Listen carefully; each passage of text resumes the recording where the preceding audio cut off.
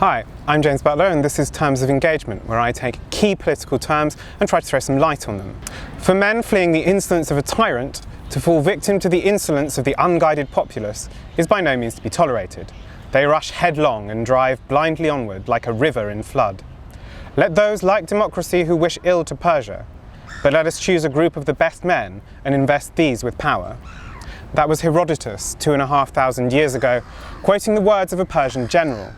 And for much of its existence, democracy has been a term of abuse or contempt. These days it's regarded as a political virtue, the quality which makes a state or an association or a party legitimate. With protesters these days calling out for real democracy, it couldn't be more important to get a clear idea of where the term comes from and what it means. The most famous definition of democracy is that given by Lincoln, government of the people, by the people, for the people.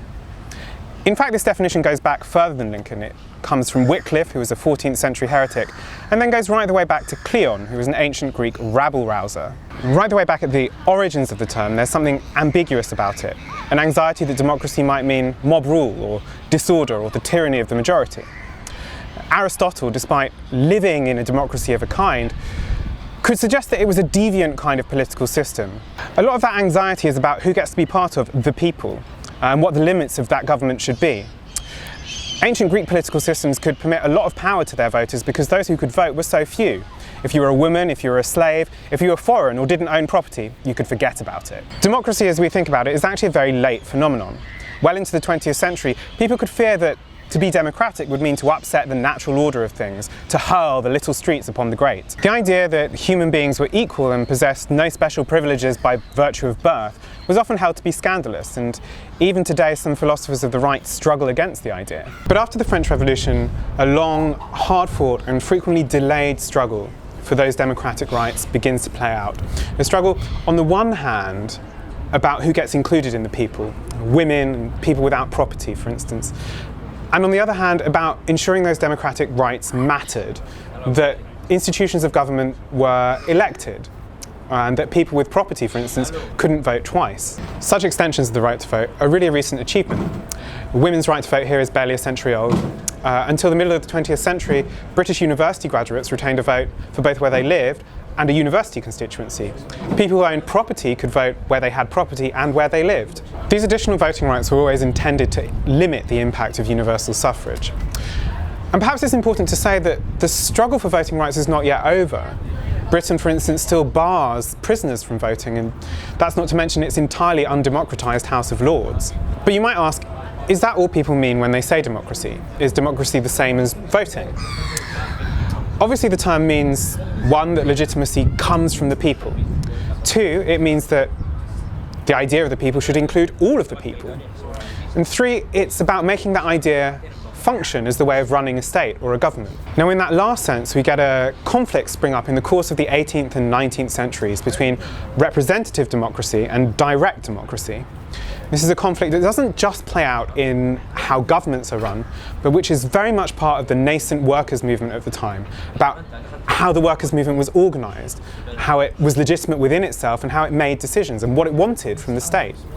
And that's an idea of democracy that continues right up to the present day and is involved in how we run our institutions and our organisations, internal democracy. It is really over the course of that period that representative democracy, the idea that you elect officials to govern with their own political autonomy, comes to replace the other meaning and becomes the dominant sense. And yet the conflict between them still exists, as you see when people are instinctively outraged when their MP votes for something that the vast majority of their constituents don't agree with, for instance in the recent war vote. But it's really in the 20th century that the concept of democracy becomes a political football. Intellectually, this political conflict tends to emphasise, on the one hand, process and the form of democracy, and on the other hand, power exercised by and for the people. One tends to stress democracy as method, free votes, rights to speech and so on. The other tends to stress democracy as political power exercised in the popular interest, especially in terms of economic equality. For instance, lifting ownership out of private hands. And these two definitions over the course of the 20th century have tended to confront each other as political enemies, one from the liberal tradition and one from the socialist tradition. Now, it's easy enough to see how treating formal democracy as a nuisance or as unimportant can have corrupting or corrosive effects.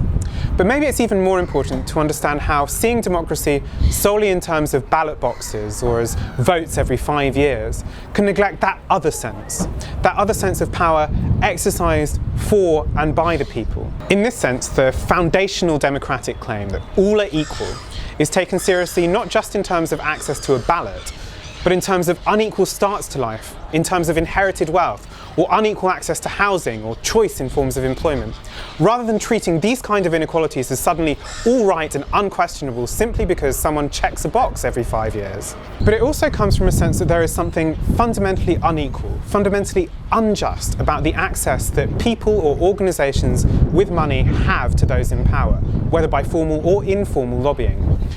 What use is it to be able to vote every 5 years if the CEO of the company you work for has access to a minister every Tuesday by phone? Even more so these days, there is a sense of a need for economic democratisation. Not just in the sense that the economy is sometimes treated wrongly as beyond politics and therefore banks are given illegitimate power, but in the sense that our fundamental economic setup is wrong.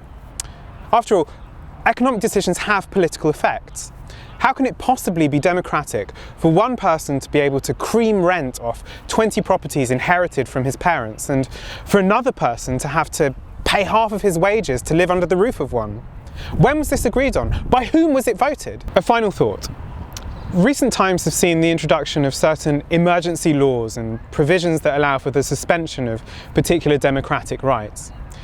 It couldn't be more important then to understand that what little democracy we have is the result of decades, even centuries of people struggling for and fighting for it. Instead of taking it for granted and relying on some sort of nebulous democratic spirit that will somehow magically survive suspensions of democracy, we should instead insist on its newness, on its incompleteness, or risk it ebbing away entirely.